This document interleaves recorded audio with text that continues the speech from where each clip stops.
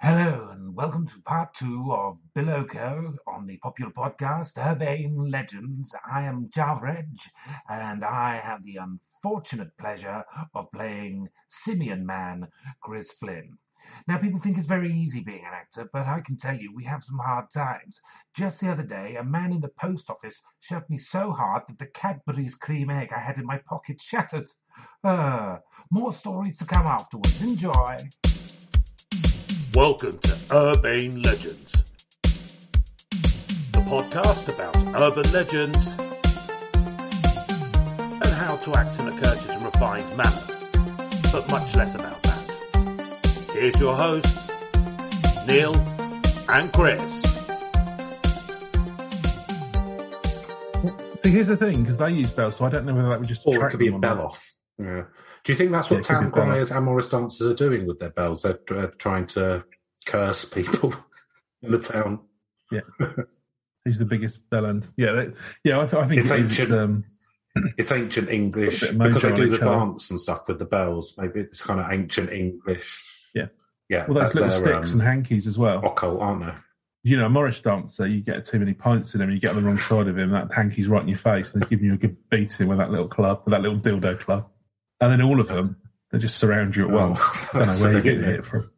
You know, got no chance. Yeah, presumably they, like the Boloko. They've honed their skills on riots for the Countryside Alliance and stuff like that, or the National Front. Yeah. You've survived 3 or 4 cheese rolling festivals, or you're going to be pretty tasty. Jump, or any other obscure festivals that I'm not really too familiar with. They do sound a bit like African Morris dancers at the moment, to be honest with you. Well, they've got bells and massive mouths, and they dress up really nice. Yeah, massive mouths. Yeah, big guts. Hang around pub car parks. And foxes. No, I'll go and start a piece. Don't like outsiders. So, only eat human flesh. Or ploughmans. Or long pork, as they call it. There's a couple of stories on everyday area I'm going to sort of go through now. Just looking at what they're talking about the Boloko as well, and they reference as well the fact they only eat human flesh.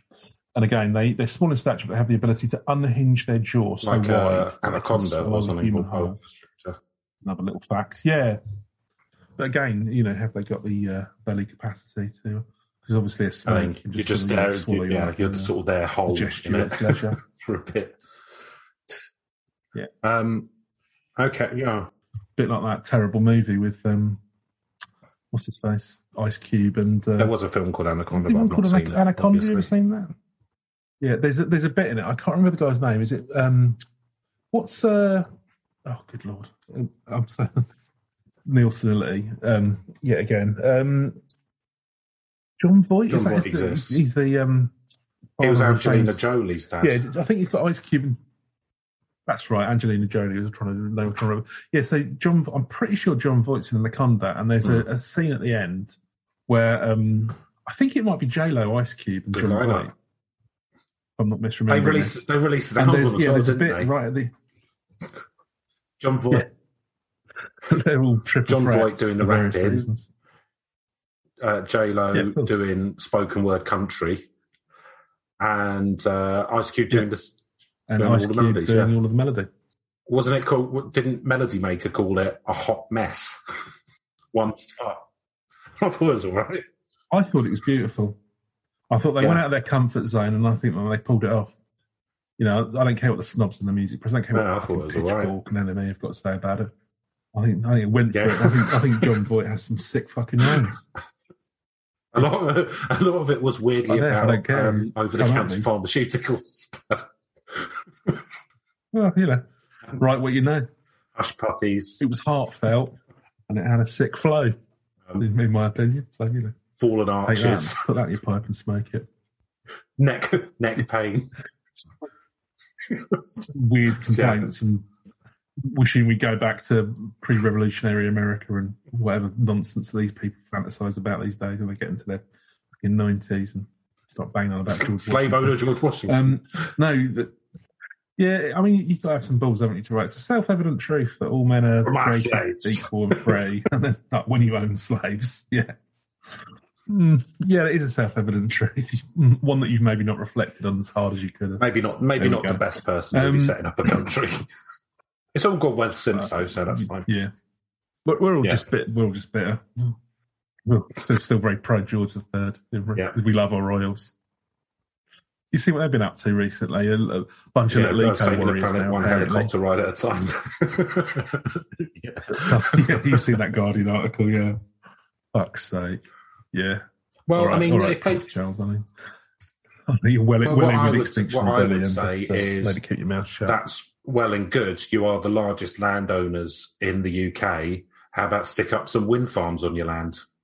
And don't use your ridiculous medieval rights to meddle in laws to make your own estates exempt from ecological measures. They're technically considered international water, aren't they? Which is why Prince Andrew got away with so much. They're outside legal jurisdiction. Do you know? Yeah, use all your land and money then to do something good for the people and the environment, and whack up some renewable energy resources on your thousands and thousands and thousands of acres. And if anyone says, "Oh, I don't want wind farms being built here," say, "Fuck off! I'm the Queen." Do you know what I mean? Like, one put up whatever wind farm one likes. Have it killed. Yeah. See, at least that would be interesting. Unlike most. Well, stop talking about it and do something. You're actually in a position, unlike most of us, to actually do something. Do you know what I mean? You can actually do something. So, I thought you were asking me to try and take over the royal family. I've asked you that. You were talking. I've asked you that until I'm blue in the face. Because I imagined that it would be hilarious, like the incredible, maybe the best comedy ever, King Ralph. King Ralph, yeah. The John Goodman comedy film with no jokes in it. It'd still be hilarious. I've sort of got a soft spot. Anything John Goodman's in, I've got a bit of a soft spot for, to be honest with you. I like him as an actor. But yeah, it's not a terribly funny film. It's a sort of mixture of Carry On and, well... Not even that. All I can remember is that he plays the piano honky-tonk style, much to the chagrin of the aristocracy. That's about all I can remember. Oh yeah, but then he does breaker as a trade deal because he gets on with sort of people abroad, and then it's weirdly respectful of the royals. That film, makes out they've actually got something to do because the whole thing is like, oh no, you embarrass us, and then you can't imagine the UK embarrassing itself on a national stage, but could never happen.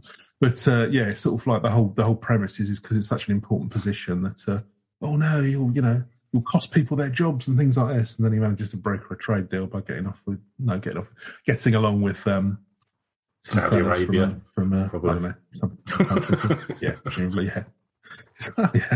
We'll sell you some arms. You can make some cash out.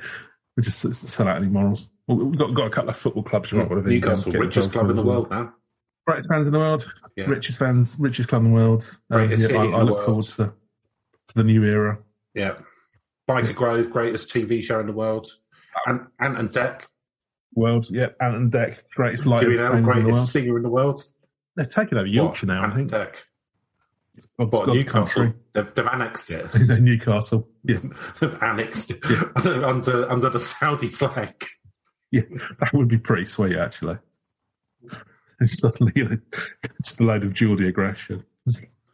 Coming for you next, Manchester.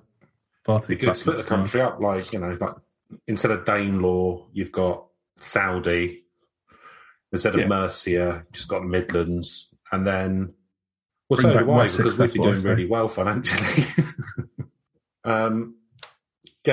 Just from the River Severn up to the top bit of East Anglia, draw a line through it. Beautiful. That's what I aim to be king of. That's how I'm going to divide and conquer. Well, Scotland are constantly asking to devolve, aren't they? So I reckon the Kings of Wessex should as well. I think Scotland would do all right. I think I'd be looking for a treaty with Scotland to invade Ireland. I think they'd do all right. I'd get on with the Irish as well, to be honest with you. Stick all your power stations in Wales. Right, it's going to be a heavy edit. Okay, so there's a lot of shit to cut out. So a little bit more information around, and then we'll come into a couple of stories. of how the Boloko how they work. So they possess magic. They talked about they have the small bells to chant unsuspected visitors to the forest. I'm gonna eat you. And once you're under, I imagine it'd just be like one of those little bike bells. Ding, ding, ding, ding. And instead of get out of the way, it means come deeper into this rainforest.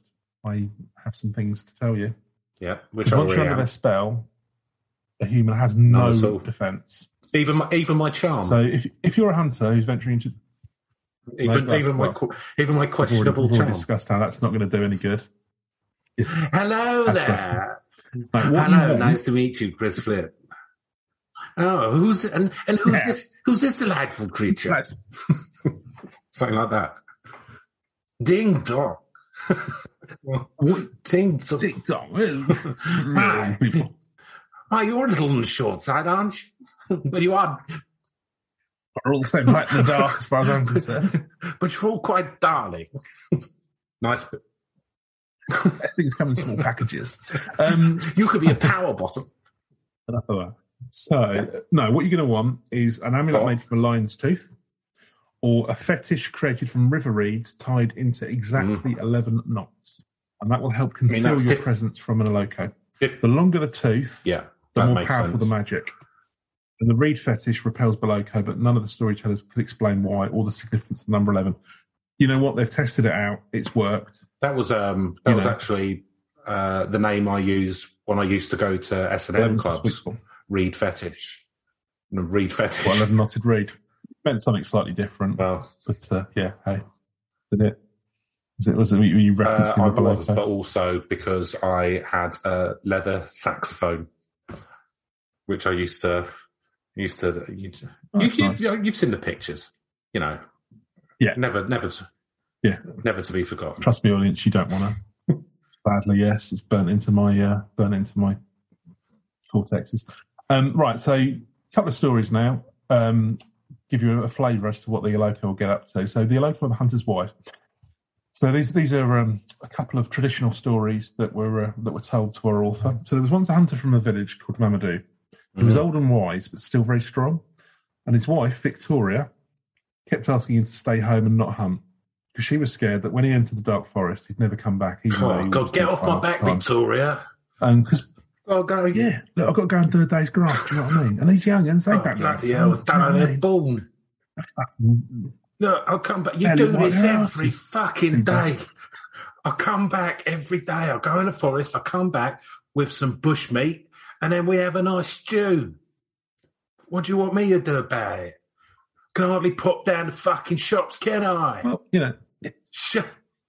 got a little fucking 6 miles I have to away. get 2 buses. See the price of diesel. You think I'm driving down roadworks and everything. I'm going in the forest. Yeah. The co-op local's too expensive. And I always run out of bread. I'm going to go and get some forest bread, which is what they call monkeys. To be honest, my local co-op's often out of monkey. Which is hard to find. Which is really annoying, isn't it? Because that's based...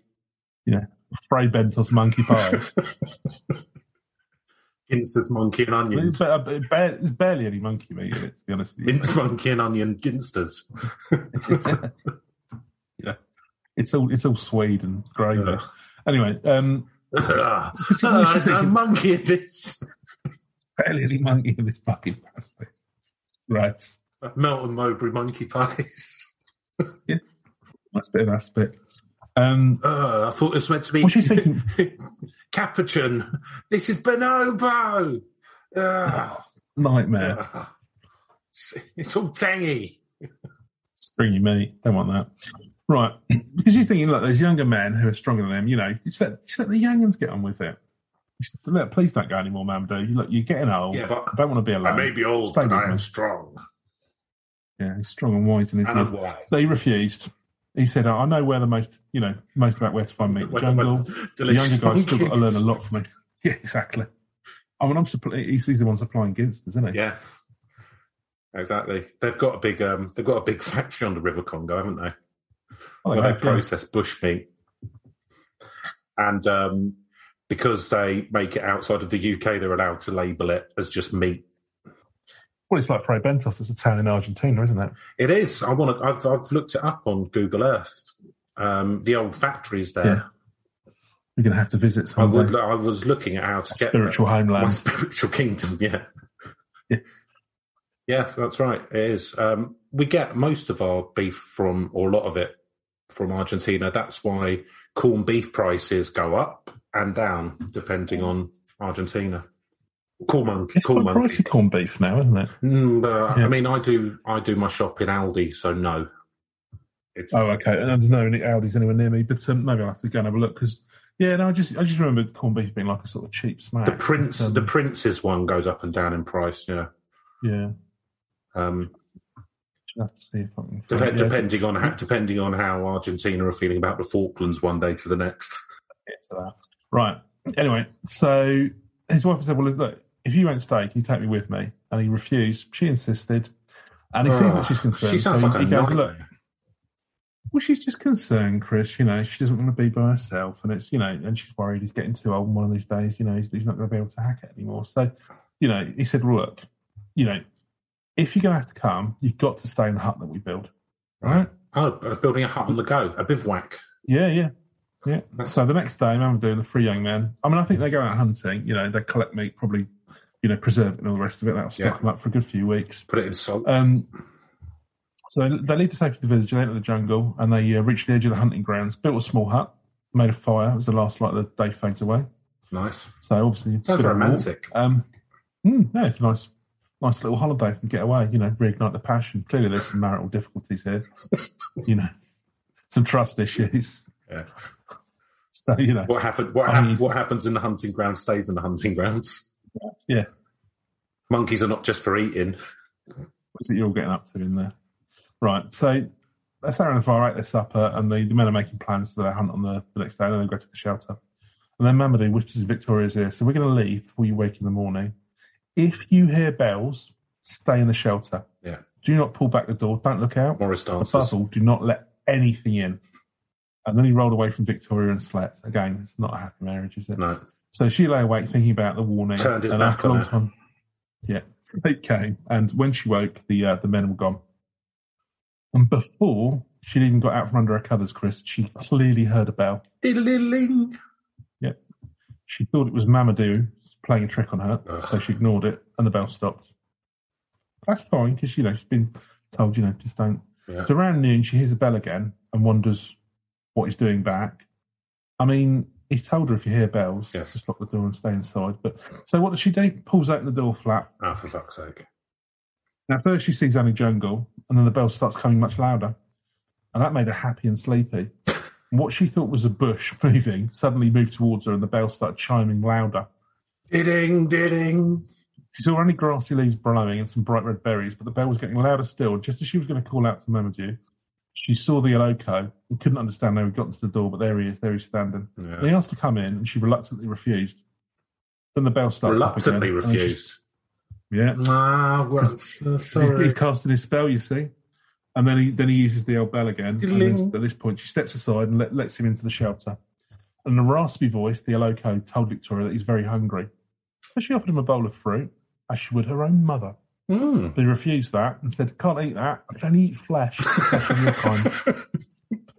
A bit of a picky. At that point, you realise that, it was a mistake letting this person into your heart. So she looks startled, backs away, but then the bell starts ringing so loudly she stops, backing up, holds her right arm out towards him, fully under his power. He takes a bite. The bell's just ringing furiously now as it's like ripping into the flesh of her arm. Like a fire. Continues until she's so weak with... Like a fire alarm at work. Like a fire alarm drill. Yeah, exactly. Or a school bell. She's so weak from blood loss, she sits down. The Boloko helped her down and then continued to tear meat from her body. So Mamadou returns after the sun's gone down. They killed many monkeys on the hunt and were proud.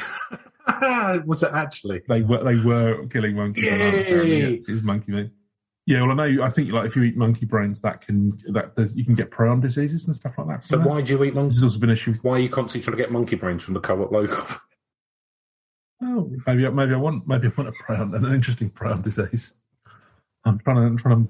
My brain is like a petri dish that I'm trying to manifest all sorts of neurological disorders in. Well, it's going well. Exciting time. It's an exciting time for science, Chris. Anyway, back he comes with a brace of monkeys, and, he's going to show off to her what a great hunter he is. Opens the door flap. What's he say? Pile of bones and blood on the floor. Oh. It's not what you want to come home to, is it? It depends who you're married should to. let her out to the hunting grounds. So, I'll be honest. I'm sure that's the story he told everyone back at camp, but it sounds to me like there were tensions in this marriage. I'm not sure. Yeah. I think if I'm the police officer investigating the scene of this crime, I'm not just going to take his word for it. Do you think that there's a good coverage of police officers in the Congo Basin? Undoubtedly. Probably low, yeah. No. Bobby on every corner. Well, the village elder or whatever the kind of like. Sounds like he might have been the village elder though, which basically makes him above the law. Oh, that's true. That's the problem, isn't it? Yeah. What they want to do, I would suggest, get themselves a constitutional monarchy. Yeah, take it to the king, despite the fact that there's like 80 million or 100 million people living in the Congo. Well, anyway, so that was a spooky story, wasn't it, Chris? It was a spooky story because it was quite graphic about how the Boloko tucked in. Getting eaten alive as well. That's got to be. Yeah, but I mean, it sounds like the bell puts you in kind of a hypnotic state, so maybe it doesn't hurt much. Don't know. Yeah, I mean, I don't know though. That's not by any measure. That doesn't sound like a nice way to go. No, but then I would have not opened the. It's a kind of classic horror movie trope of basically been told the rules, basically not listening or breaking quite a simple rule that you've been told to keep you safe. So are we saying? I mean, I don't want to victim shame here, but are we saying that she deserved it? Yeah. assuming it was a loco, then look, you've been told you hear the bells, don't go answering the door, or it's all going to go south. Yeah. Trust your old man; he knows what he's doing. He's been doing this for years. Exactly. He always comes back. Do you know what I mean? Yeah. Well. And so here's another one from a chap from DRC. He now lives in Boston, though, apparently, but this area of Congo has many myths and legends about the Congo. I feel like there's some folklore in Boston as well. Right. Is there? Another time. Yeah. Is it Jersey Devil from Boston? Or is that New England? Yeah. It's from New Jersey. It's from New Jersey. New Jersey, sorry. Yeah. Pine Barrens, isn't it? Yeah, New England is the... I think Boston area. Okay, so there's a fisherman, and he feeds his family by catching fish. Oh, yeah. But he had a lust for glory, and he wanted to be the best fisherman that ever lived. Well, there's nothing wrong with the best fishing, is there? The biggest fish. No, exactly. Follow your dreams. So he decided to follow the river deep into the jungle. Oh, hang on a minute.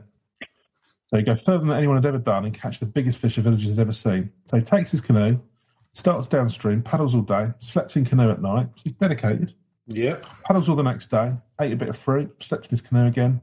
18 days he did this, Chris. Well, he's like Ray Mears, isn't he? Yeah, well, even better than Ray Mears, you might say. I don't think that's possible. Well, so he stopped paddling to eat and sleep and finally found what he was looking for, a wide spot in the Congo with 6 or 7 large creeks flowing out of the jungle into the river.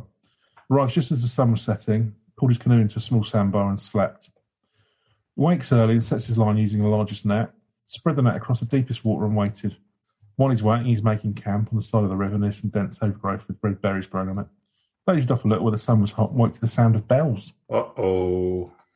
He didn't think anything about the bells, just wants to check his nets. So he gets in his canoe, checks his nets. Whatever, jungle bells. Not interested. Probably just some cyclists going through. Just Morris dancers.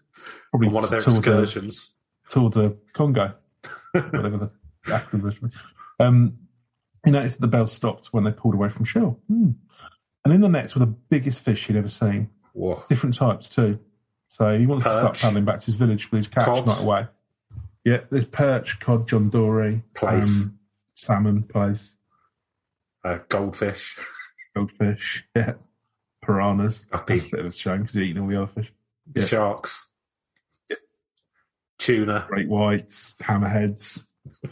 Whale sharks. Monkfish. Swordfish. Blue whales. Yeah, me out of fish now, to be honest with you. Jellyfish. Yeah. Tuna. I already said tuna. Oh, unlucky, Neil. But thanks for playing. At the market, he thinks. Thanks for playing. I'm sorry I haven't a clue. Listeners, can you name any other fish? Probably. Get in touch. Yeah. If you can name any fish. What's that email address again, Chris? That is urpurv.legends@gmail.com. Get in touch if you can name any fish that we haven't named. We're very lonely. Just write to us, please. Right. So he's decided to sort of wait the night. And do you know what? I think that might just have cost him his life. Oh, fuck so as soon as he sets foot on land, he's heard the bells coming from behind the bushes. Calls out. There's no answer. Parts some branches and step through them like stepping through a door. The branches swung closed behind him, just like a door slamming shut, and the fisherman was never seen again. Wow.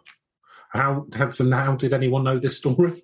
Yeah, that's exactly the conclusion I came into, because he says here, the people in his village would never know how good of a fisherman he was. The Boloko made sure of that. Well, no, because in the telling of the story, he's the best fisherman of all time. I mean, somehow that's been found out. So I don't know whether an Boloko just came down to the village to just chat shit. Oi, dickheads! Guess what I've just done? Yeah, how does anyone... That fisherman, right, he caught perch, cod, plaice, piranha, goldfish, koi, blue whales, tuna, sharks, all the sharks, and haddock. And do you know what? I rung my bell at him, and then he went into the forest, and I put my arms around him, and you'll never see him again. Thanks very much. Mature. Ta-ta, dickheads. Yeah, it doesn't explain that. Well, Nice bit of folklore, but yeah, how on earth is anyone actually knowing that all of that stuff happened? I like as well the whole where the branches open up and then swing behind like a bad horror movie. Later. Cool. So there you go. There's a couple of tales. Yeah, tall tales about what the Boloko can getting up to.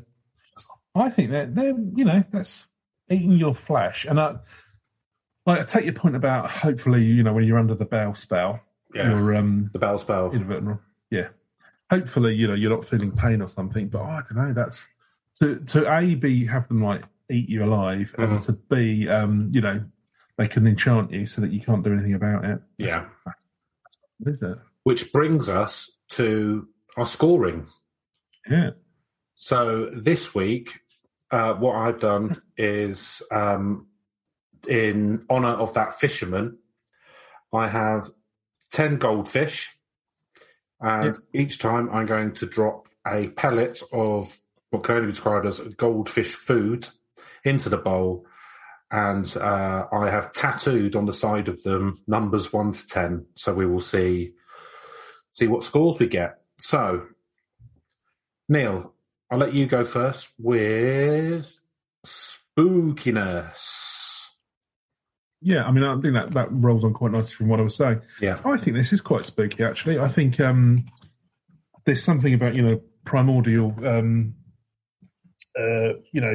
nature of kind of like in a deep rainforest. It's one of those parts of our planet that still probably aren't as well explored. Unfortunately, people seem to be dead set on burning them down at a fairly rapid rate. That's a quick way to get a look, isn't it? Yeah, exactly. We're just ousting the Boloko, to be honest with you. Nightmare. They started the war. Yeah. I'll be honest with you, you Westerners like all your tuna, so if you want us to keep catching fish, you fucking stop banging on the back. You're like eating blue whale. Hypocrites. Yeah. Not like you haven't been burning coal for 200 years, you fucks. Fair enough. But no, in all seriousness, I think this is quite a big one. I mean, as I say, eating you alive, enchanting you and sort of capturing you. So there's almost something sort of vampiric, but then instead of just like sucking your blood, erotic maybe? Just, like, chewing you like you're a Ginster's monkey pie. Yeah, not so much on the eroticism scale, I don't think. I mean, do you reckon almost like forest fella, like taking the sacrament, eating the flesh, drinking the blood. Yeah, I mean that's kind of that's Western folklore, really, isn't it? But you can see. Yeah, I mean you can see There's something that humans it's something about that humans instinctively don't like about being eaten alive. Yeah, exactly. Weird, isn't it? No, I think there's probably a little bit here about the dangers of the forest and stuff like that. So I can imagine you get lost and you don't know what you're doing in the middle of a rainforest. You could very well have people going missing, and you can see where this folklore's kind of sprung up from. And I think probably a lot of the skills of a hunter, it's bravery, not just in terms of being able to hunt down and kill monkeys. That's apparently what the hunters are. Slightly weird, but fair enough. But or whatever prey you're sort of out for. Tapirs. But yeah, tapirs. Yeah. But just being able to get from one place to another, bears. To know where you are, to know when you've not gone too far. Yeah, bears, raccoons, whatever other things I can't remember from Red Dead Redemption 2. You hunted down pigeons. One of them Far Cry games. I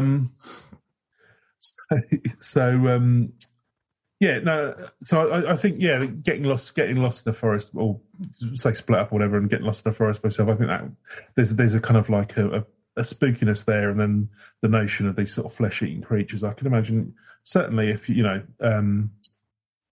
around the local area and you sort of know those areas well, then I think this is quite a spooky legend. I think it's there's just that sort of that uncaring face of nature, if you like, that's been anthropomorphized. But it's quite a spooky one. The bells are a little bit silly. That takes the spooky edge off for me. But yeah, the fact that they can use that to enchant. I mean, obviously this is part of African folklore, and bells are presumably more part of that spiritual movement, or whatever, or not movement, but part of that spiritual folklore. So, I think this is quite a high one to me. So, flesh-eating, forest-dwelling creatures. I'm going to give it a 8. 8, nice. So, yeah, I agree. There being sort of an unknown. Well, I mean, they're meant to be sort of spirits as well of angry people.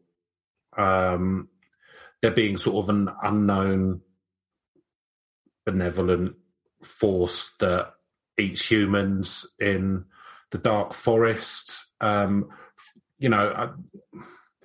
quite like woods and forests, but I can see why they're scary because as humans, we rely a lot on our eyesight to be able to spot danger, and you can't really do that in woods and forests as well. So I think there's a natural fear there. And deep in a rainforest as well, where you can literally spend 18 days canoeing into the centre. Yeah. To get some tuna. I think it's spooky. I like the bells because I think that's spooky because they're completely out of place in the middle of the rainforest. So overall, I'm going to give it slightly less, just because I've got a soft spot for the woods, and so I'm going to give it a 6. So believability, I'll go first on this. So the thing which I think makes it slightly have a believable edge is that deep in the forest there could be tribes of very short people, and cannibalism does exist amongst humans, or it can do, in some tribes. It can be, a sacrificial thing or whatever, a spiritual thing, cannibalism. So I think maybe that's where this might come from. So that's believable. Obviously, I'm not sure about them being angry spirits. But, the thing is, you go, even if, if you can, there's animals that would prey on a human in forests, be that big cats or whatever. So, albeit, a gang of monkeys looking for revenge. So, I think it does have some believability. So I'm going to give it a 5 for believability there. Neil? Yeah, I think I'm on a similar page in that, do I believe that these are forest-dwelling sort of haunted creatures that eat flesh? Not necessarily, but are there things that eat flesh in the rainforest, or you could sort of find yourself lost and sort of like, used and then sort of like end up getting kind of killed? Yeah, absolutely. I think I can imagine, certainly going back deeper in time, people going missing probably was a fairly regular occurrence, and that's why the hunter class was sort of specialised. As I say, it's not just about being able to track and kill the food; it's about being able to find your way. I suspect because these rainforests being so huge and probably filled with quite a lot of dangers, then I think it would be quite. You would have to be quite brave and quite sort of about yourself to be able to sort of like avoid the dangers and things that might be about. So not a job for me. No, exactly. No, I'll stick with the office job. Thanks. That'll do. I'll reflect on that next time. I'll make the bread. Yeah. So yeah, no, I think on that basis, I'm kind of like similarly inclined to give it sort of like a 50-50. Give it a 5. Okie dokie. So Reach, Neil, let you go first here. Yeah, so it doesn't seem to have spread any further than the Democratic Republic of Congo. It seems to be unique to those, but it feels like something that's quite a. I don't know. There's not really a lot of. There doesn't seem to be a lot to indicate how long these things have been going down, but they have. It feels like the folklore has the air of something that's been, could be hundreds of years old. I mean, who knows? For sure. I reckon it's very old. Yeah, do you know what I mean? It just doesn't, you kind of it feels like the kind of stories hunters would have told themselves way back when. But yeah, basically timeless. Do you know what I mean? Yeah. You couldn't even track it just because you could imagine these are the kind of stories that have been handed down time and time over again and again. So I think it's something that you maybe won't be exposed to if you're not in around sort of DRC. But although these stories are, thanks now to the internet and stuff like this, obviously we're able to track down these kind of stories. So that's really interesting. Because of its nature, obviously it's around them being confined to the rainforest. So it's not like you're suddenly going to start spotting them in New Jersey in the Pine Barrens or something. So it's not.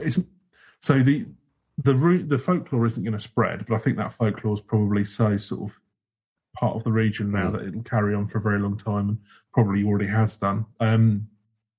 So yeah, on that basis, that it's probably not geographically that widespread, or other than people hearing about them, but probably being very, very embedded. One assumes in sort of Congolese culture. I'm going to give it a 7. 7, nice. So. Yeah, I think that this is from time immemorial. I don't think this is something that sort of has suddenly come up. We find out this was just a marketing brand for an orange drink in the 80s. It's like a ploughman's lunch. He came up with it in the 70s. No, I think this is from time immemorial. So instantly, like it. I mean, this could be the oldest one that we've looked at, to be honest. So I think that gives it a high score because Reach is not only geographic, it's through time. Yeah. So that's good. I think that probably, even though this is all from Democratic Republic of Congo, I would imagine that the country Congo probably knows about it. I'd imagine that the Central African Republic probably knows about it. I'd imagine that whole kind of Central Africa jungle area probably knows about it, and it sounds like it's known all the way over to the Great Lakes. So we're talking hundreds of millions of people. So, I mean, that's a lot of people. I mean, geographically, it's a big area. It's bigger than Europe. So, and it's probably got as many people in it as Europe as well, or getting on for. So I think that this is,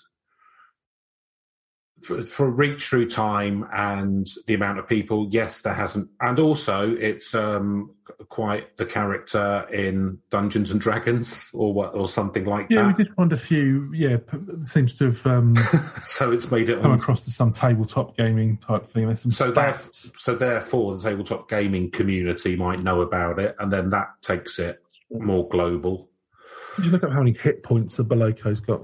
So I'm going to say Do you know what? I'm giving it because this is so old, and I'm giving it an 8 for that. I'm giving it an 8 for Reach, even though it hasn't got any films or anything yet. So, narrative premise. So, I'll go first on this. So, I mean, it's a good old-fashioned myth, isn't it? It's a good, proper, old-school myth. The fact that they're kind of made of leaves is good. I mean, it reminds me of sort of the Green Man, which is a sort of European pagan thing. I think it's a very human story, which is about nature, dangers of nature. Be careful when you're kind of in the woods or the jungle. I like the fact that they've got the bells. That's good, and that they're kind of like they're kind of psychopathic. They've got bells, and then they kind of eat you alive, which is kind of. It's not like they kill you and then eat you. It's like they just keep you under a trance. Just hungry. Just hungry little fellas. Long pork's best fresh, Chris. Like sashimi or something. So, although there's obviously some stories like kicking around about them, sort of folkloric stories. I think it's nothing spectacular, but I think it's a decent narrative. And considering it's probably a couple of however many thousands of years old, it's like a proper a story that all humans from everywhere have probably told in different ways. So I think it's a classic. So I'm going to give it a 6. Neil. Yeah, it's just narrative, isn't it? So absolutely, I think it's one of those classic tropes, isn't it? Man versus nature, basically. It feels like to me, and you're going back to sort of the origins of humanity. So the rainforest and sort of and that sort of dense jungle, and there would have been that again. That kind of like it would have been quite terrifying back in the day. What's in there, and I think that kind of the man versus nature side, the ecological side, gives it a bit of freshness actually for now. So obviously it's a very classic story, but as we're finding with things like climate change, you can ignore nature at your peril. So yeah, I think it's quite a nice narrative, and also as you're saying, they're quite brutal. I mean, they just again, so I suppose strictly speaking, totally sociopathic because it's just they wouldn't have empathy for a human, or they're not really thinking about that because they just like any wild animal, they want to eat what they want to eat, and that's what their diet is. And but they're mixed in with the fact that they can overcome kind of like that human resistance by using these kind of spells. I think that's the thing is obviously a wild animal, you can sort of build a fire or you can protect yourself against it, but can't do anything if they get in your nut though. Exactly, it's quite a strong sort of fear to prey on in terms of the human psyche. So yeah, I think there's a fair bit to work here from narratively. I think you could build up some quite interesting little stories, and that's maybe why that they have become part of some kind of tabletop gaming thing. I mean, dexterity 15, Chris. Imagine that. Wow. 5 hit points. Out of what? Out of 20, one assumes. Yeah. Football Manager. Yeah. Like Warm Forests. Carry 4 short spears and other gear. Anyway, yeah, so it's maybe... Like yourself. Yeah. Well, I did carry that one long spear as well.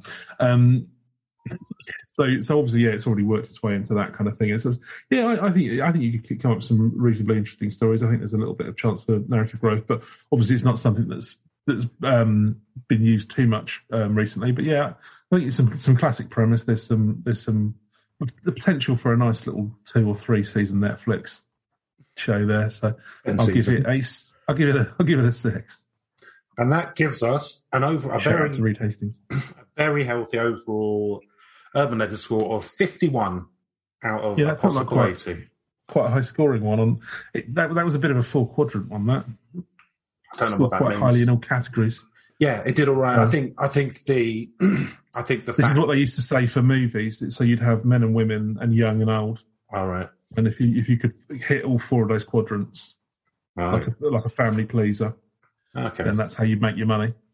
Well, maybe that's what they based it on many thousands of years ago when they when they started telling tales around a campfire. Okay, lovely stuff. Well, that was the Boloko or Boloko, plural, from the country which I know as Zaire. And do remember that if you are out catching hammerhead sharks deep in the Congo Basin to wow your friends, and you hear some bells, don't have nightmares. Don't set up camp. Row back home. Row back home. Always row back home. So that's it from this week's episode of Urbane Legends. Remember, you can contact us at urb.legends@gmail.com. You know you won't. And from me, goodbye. Goodbye. Hello, Java again. Blimey, monkeys for supper? Whatever next? Well, that's the end of this episode. I believe there'll be a bonus episode on Saturday, which will be a Halloween special. Well, wish me luck with my audition for Hamilton and in procuring a new cream egg. Goodbye.